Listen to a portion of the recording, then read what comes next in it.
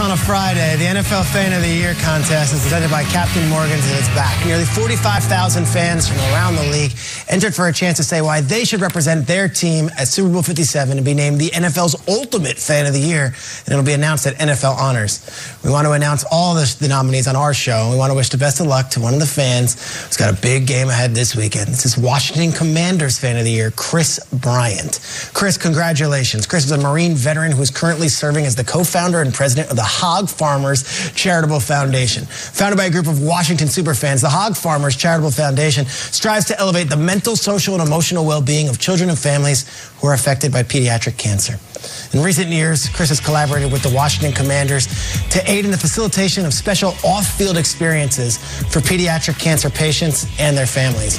During game days, you can always find Chris. It's in the parking lot in a Commanders outfit, decked out in a truck that has Commanders logos everywhere, rallying fans together in efforts to support the burgundy and gold and also this great cause. And the Hogs. And the Hogs, the big boys up front. Chris is known for always sporting that Hog Farmers Charitable Foundation signature look. A pair of burgundy and gold striped overalls and the Hog Farmers notable pig hard hat. Chris, your love for the Commanders truly goes beyond the game, and we love shouting you out here.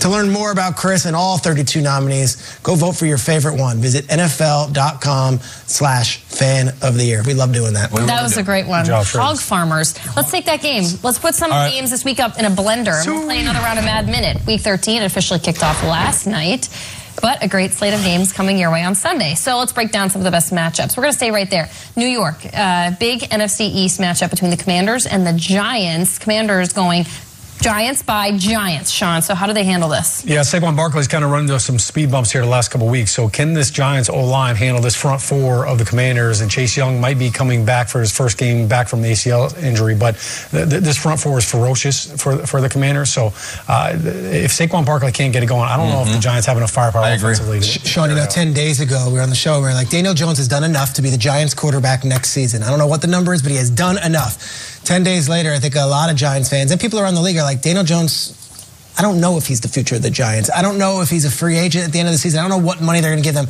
Daniel Jones, have yourself a day. It's December. The game matters. It's relevant. 2 losses in a row. There's a chance to rewrite your narrative and rewrite your future in New York with a couple wins and a big one here. Who's the future of the Commanders, a quarterback? Also a free agent. Right? I mean, we had all kinds of stuff going on here, and all I care about is that Taylor Heineke's 5-1 as a starter. Terry McLaurin crushed the Giants last year, and when he played him against 2 straight games, Brian Robinson looks like a young star who kind of picked up when Saquon left off a few weeks ago. It's all going Commanders for me. I think they roll in this game. I love them. Could be a really great run game between Barkley and Brian Robinson Jr. Absolutely. This week, Sunday Night Football, we've got the Colts heading to Dallas to battle it out against the Cowboys. Intrigue in this game, Sean. Kick it off. Yeah, I'm going to go a little sideways here on this one. I'm not going to talk about the players on the field. I'm going to talk about the coaches, because on one side we've got Mike McCarthy, who has been very ballyhooed for his clock management, time management. And on the other side, we have Jeff Saturday, who just glaringly butchered an opportunity to call a timeout in the previous game.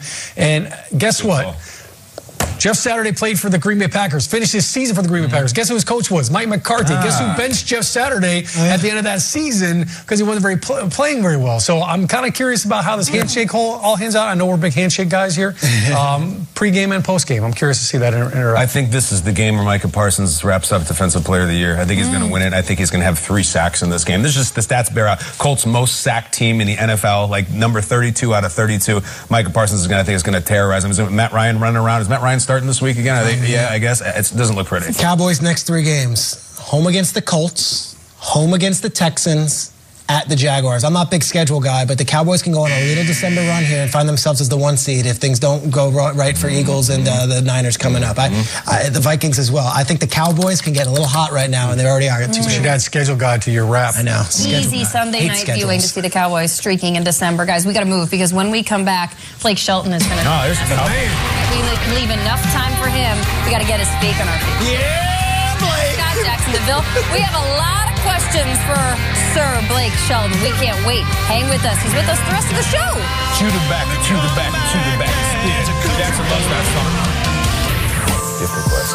All right, with that win, convincing in nature, the Bills improve to 9-3 and move up to the 2 spot in the AFC. For now, though, we still have the rest of Week 13 to play. That was a great game to kick off Week 13 on Thursday Night Football as we welcome you inside Good Morning Football presented by Old Trapper Beef Jerky. We're live here in New York City. It's Friday, December 2nd. I'm Jamie Erdahl. This is Sean O'Hara. On the other side of the hallway, way down in the break room, Kyle Brandt and Peter Schrager are hanging out. Guys, we're so excited this hour. Special surprise guest, I think Blake they have Shelton. cake down there, too. They have cake down there, but Blake Shelton is going to join us. Yes. So we got so excited, we all just ran from the studio, and now we're in our various corners. We're going to play a little game. You guys ready? Yeah, let's go. Okay, we're going to try something a little bit unorthodox and a new segment that we're going to call Hook and Lateral. A little gadget play. Yeah, Hook and Lateral. End of the game. The end of the week is getting closer. So we're going to pitch some questions to each other, roll the ball around the table. And while the clock is ticking away, you have to answer. 60 seconds. Peter, we're going to start with you. Hook and Lateral. Over to you, my friend. The Dolphins head to San Francisco to take on the 49ers. 60 seconds on the clock. What's the big story from this game besides the hat from Mike McDaniel's childhood that we're going to talk about on Monday morning? I think DeMeco Ryans' defense might take the headline of this one. This is the story no one's talking about. Everyone's fascinated about McDaniel and Shanahan and Tua and the emergence of this Dolphins team. But what DeMeco Ryans' defense has done this season has been stuff that is historical and is precedent-setting. No one scores on the Niners in the second half. And what they're doing right now with a bunch of guys that they've had in the lineup, with guys like Bosa and Warner, but the addition to like Talanoa Hufanga, and what they're doing is incredible. I look at this defense, as you see the numbers below me here. First. Hey, this is a big battle. Great offense coming in. But I think when we walk away Monday morning, it's going to be like, gosh, the Niners defense is good. And gosh, that is scary come January. Because we're already saying that. We're going to say it more. It's a nationally televised big game, and everyone's hyping this Dolphins offense. I think the Niners actually win this game. They do. And I think they do it on the strength of a defense. I think Bosa and Federico Warner are the names we're talking about. And DeMeco Ryans starts getting a lot of that head coaching buzz on Monday morning. Now, the segment we're doing here, great job. We take it from here back to the other room, and we do a little slingshot. It's a lateral play. Sean O'Hara, I'm going to bring you in here. The Bears are hosting the Packers on Sunday. Aaron Rodgers is dealing with a thumb and rib injury, but he's expected to play. 60 seconds on the clock for you. Should the Packers consider replacing Aaron Rodgers with Jordan Love at some point this season? Even if he's healthy enough to play, should we see some Love? Yeah, Shregs, great question. I don't think we need to see Love unless AR can't throw the football. I mean, if he's physically unable to protect himself and throw the ball, then yes. But listen, this is the same guy that went into Soldier Field and told Chicago Bears fans, I own you, all right? Look, if you can play, if you can grip the football, all right, if you got a little strain, get your butt out there and you play, all right? Listen, I know things are going a little sideways for the Packers right now. They're used to 13-3. Oh, everything's easy during the regular season. All right, let's see a little fight in there. All right, let's see a battle through some stuff. Aaron Rodgers has played hurt before. We had to hear it all last year about the damn toe. All right, I want to see Aaron Rodgers get out there and will his team to a victory. The Bears are banged up all across the board too. So, Aaron Rodgers, you own the Bears? Go out and prove it.